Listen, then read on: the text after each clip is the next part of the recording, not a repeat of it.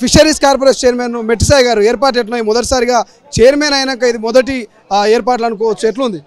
ముఖ్యంగా గత సంవత్సరంలో కేవలం 50,000 పైచీలకు మాత్రమే చేప పిల్లలు ఉత్పత్తి అది పంపిణీ చేశాడు. ఈసారి 1,60,000 పైచీలకు. ఎందుకంటే ఎక్కడ వరకు ఇబ్బంది కలగకుండా, అంటే రాజస్థాన్ నుంచి కానివ్వండి, మధ్యప్రదేశ్ కానివ్వండి, బీహార్ కానివ్వండి, ఇతర వస్తున్నారు. ఎందుకు నమ్మకం?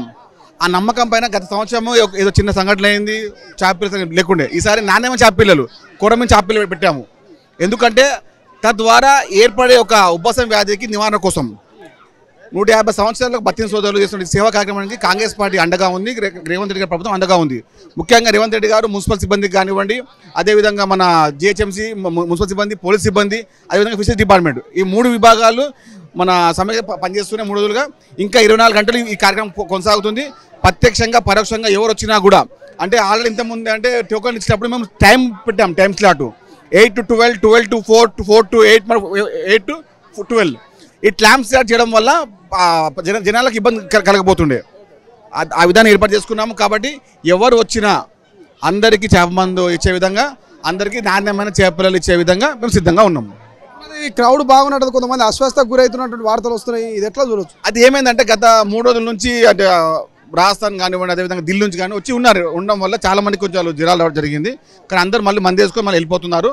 చాలా మట్టుకు రాజస్థాన్ నుంచి, మధ్యప్రదేశ్ నుంచి, హిమాచల్ నుంచి అందరికి కూడా ఉదయమే వేసాము. నేను ఇప్పటివరకు వరకు 1 hour వరకు అందరికి కంప్లీట్ అయిపోయి, ఈరోజు సాయంత్రం మళ్ళీ టోకెన్ నెంబర్ ఉంది, వాళ్ళు కూడా టోకెన్ తీసుకోవచ్చు. ఎవరు వచ్చినా కూడా 1,60,000 పైచీలకు టోకెన్ లేనికి మేము సిద్ధంగా ఉన్నాము. 2 లక్షలకు దాదాపు చేప పిల్లలు సిద్ధంగా పెట్టాము. ఎవరు వచ్చినా కూడా చేప పిల్లలకు ఇబ్బంది ఉండదు.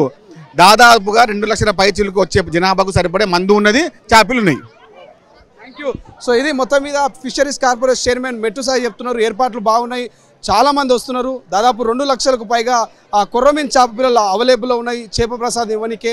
సో చాలామంది రాజస్థాన్, హిమాచల్ ప్రదేశ్, ఇతర రాష్ట్రాల నుంచి తరలి వస్తున్నారు. 2-3 రోజుల ముందే వచ్చి ఇక్కడ పడిగాపులు కాస్తున్నటువంటి సిచ్యువేషన్ మనం చూస్తూ ఉన్నాం. ఎందుకంటే చేప ప్రసాదం తీసుకుంటే చాలామందికి గతంలో క్యూర్ అయింది, ఆస్తమా తగ్గింది. కాబట్టి ఆ నమ్మకంతోటే చాలామంది తనకు తెలిసిన వాళ్ళకి తమ బంధువుల్ని తీసుకొని ఇక చేప ప్రసాదానికి అయితే తీసుకోవడానికి వస్తున్నటువంటి సిచ్యువేషన్. అసలైన తొలి వెలుగు. ఫాలో వాట్సాప్ @తొలి వెలుగు official.